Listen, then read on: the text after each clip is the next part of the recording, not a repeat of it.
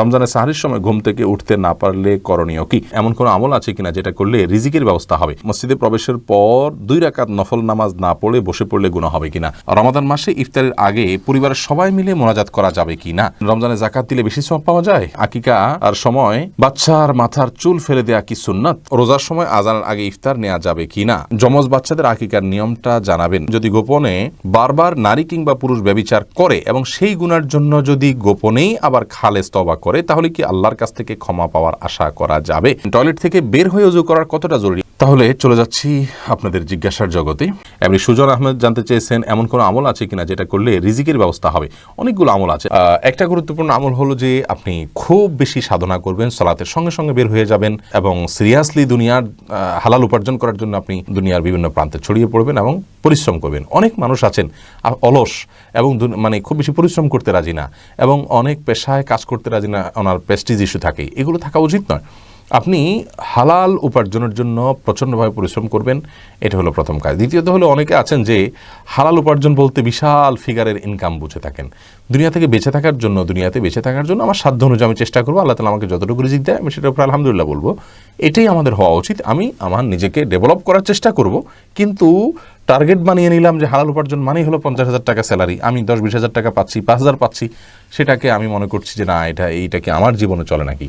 তো এই দৃষ্টিভঙ্গি আমাদের পাল্টাতে হবে, আল্লাহ তাআলাই আস্তে আস্তে বরকত দিবেন। তৃতীয়ত আমল বলতে ওই যে নামাজের পরপরই আল্লাহ তাআলা বের হইতে বলেছেন, অতএব খুব দ্রুত নামাজ শেষ করে বের হয়ে উপার্জন শুরু করতে হবে সালাতের পরপর। আত্মীয়তার সম্পর্ক রক্ষা করলে জীবনে বরকত আসে উপার্জনের মধ্যে, এবং বরকতের 10টা চাবি নামে একটা ভিডিও আছে, বিস্তারিত সেখানে আপনারা শুনে নেবেন। মসজিদে প্রবেশের পর 2 রাকাত নফল নামাজ না পড়ে বসে পড়লে গুনাহ হবে কিনা? 2 রাকাত নামাজ, মসজিদে প্রবেশের 2 রাকাত নামাজটাকে নফল না ওয়াজিব, এটা নিয়ে মত পার্থক্য আছে।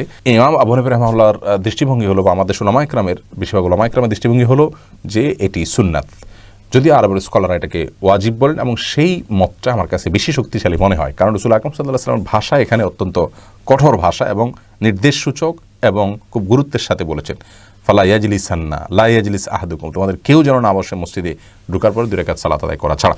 এরকম কথা নবী সাল্লাল্লাহু আলাইহি ওয়াসাল্লাম যেখানে বলেন সেটা ওয়াজিব হওয়ার সম্ভাবনাই বেশি থাকে, এবং কেউ বসেছেন নবী সাল্লাল্লাহু আলাইহি ওয়াসাল্লাম তাকে উঠায় আবার পড়াইছেন, বাধ্য করেছেন পড়ার জন্য।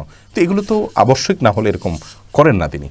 অতএব ওয়াজিব হওয়ার মতটি বেশি শক্তিশালী। যাই হোক, এখন আপনি বললেন যে না পড়ে বসলে গুনাহ হবে কিনা। যেহেতু ওয়াজিবের মতটা শক্তিশালী আমরা মনে করি, অতএব না পড়ে বসে গেলে গুনাহ হবে। তবে কেউ যদি চেয়ারে বসেন, ডাইরেক্ট ফ্লোরে না বসেন, বা দাঁড়িয়ে থাকেন, বা কিছু হেলান দিয়ে বসেন, তাহলে সেক্ষেত্রে হেলান দিয়ে বসেন বলতে দাঁড়িয়ে হেলান দেন, তাহলে সেক্ষেত্রে সেটা গুনাহ হবে বলে আমরা মনে করি না। তবে আপনার স্বাভাবিকভাবে যদি বসে যান তাহলে 2 রাকাত সালাত পড়ে তারপরে বসবেন। তবে যেহেতু আমাদের দেশের সংখ্যাগরিষ্ঠ উলামা ইকরাম এটাকে সুন্নাত বলে থাকেন, নফল বলে থাকেন, অতএব তাদের মতে গুনাহ হবে না, এবং সেই মতেরও অত্যন্ত শক্তিশালী দলিল রয়েছে। মোশাররফ হোসেন আপনি জানতে চেয়েছেন রমাদান মাসে ইফতারের আগে পরিবারের সবাই মিলে মোনাজাত করা যাবে কি না। দেখুন, দোয়া কবুলের একটা গুরুত্বপূর্ণ সময় হলো ইফতারের আগে, অতএব আপনি আল্লাহর কাছে দোয়া করতে পারেন। পরিবারের সবাই মিলে একত্রে দোয়া করার প্রয়োজন নেই, যার যার মতো সে দোয়া করবেন।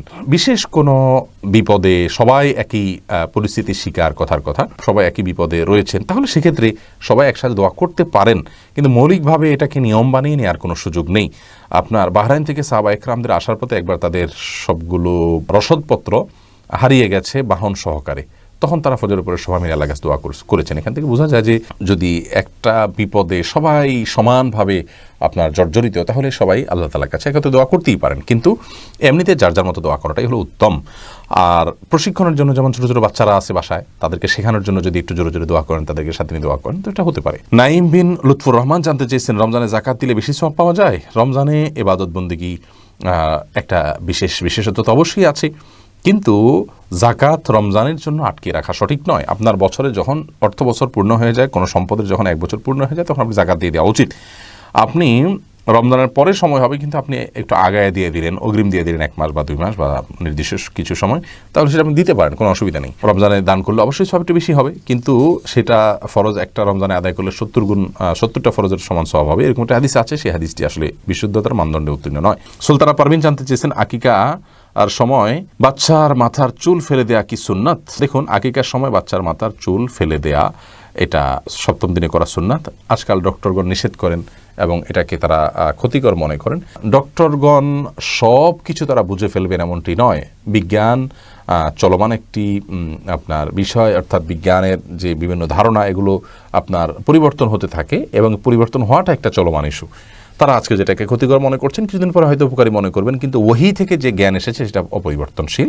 সেখানে আপনার ভুলের কারণে কোনো কারেকশন করার মতো কোনো অপশন নেই, যার কারণে এটা করা যাবে। হ্যাঁ, কোথাও যদি আপনি এমন কোনো জায়গায় আছেন যে সেখানে এটা করতে পারবেন না, তাহলে জরুরি না, ফরজ ওয়াজিব কিছু না, সুন্নাহ, আপনি পরবর্তীতে করলেও করতে পারেন।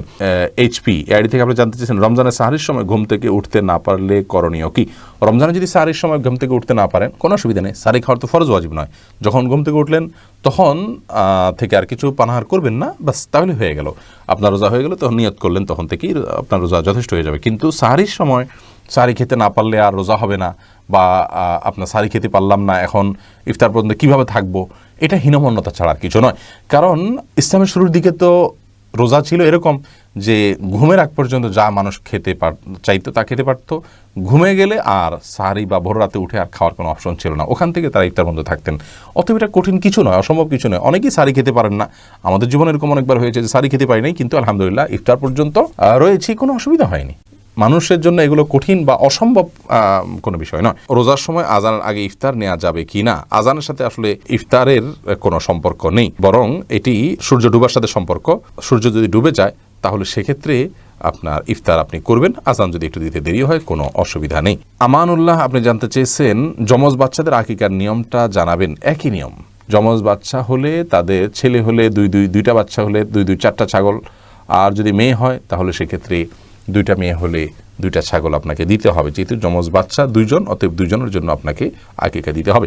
আব্দুল্লাহ আপনি জানতেছেন যদি গোপনে বারবার নারী কিংবা পুরুষ ব্যভিচার করে এবং সেই গুনার জন্য যদি গোপনেই আবার খালেস তওবা করে তাহলে কি আল্লাহর কাছ থেকে ক্ষমা পাওয়ার আশা করা যাবে?